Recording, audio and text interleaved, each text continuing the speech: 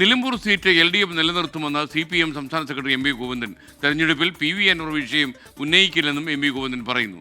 PV Anwar കോൺഗ്രസിന് മാത്രമല്ല അയാൾക്ക് തന്നെ ഒരു പ്രശ്നമായി മാറിയെന്നാണ് CPM general secretary MA Baby 24നോട് പ്രതികരിച്ചത്.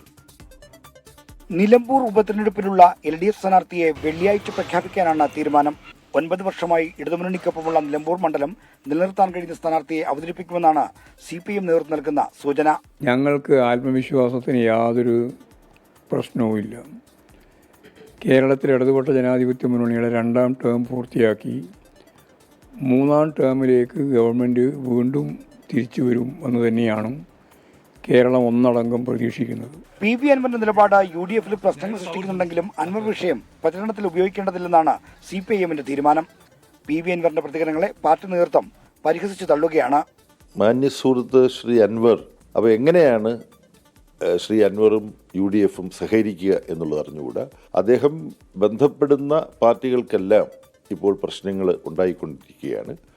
ഒരുപക്ഷെ ശ്രീ അൻവർ അദ്ദേഹത്തിന് തന്നെ ഒരു പ്രശ്നമായി മാറിയിട്ടുണ്ട് എന്നാണ് എനിക്ക് തോന്നുന്നത്.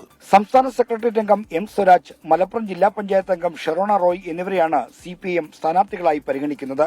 വെള്ളിയാഴ്ചത്തെ സംസ്ഥാന സെക്രട്ടേറിയറ്റ് യോഗത്തിൽ പുതിയ പേരുകൾ കടന്നുവരാനും സാധ്യതയുണ്ട്. ടീം നിലമ്പൂർ 24.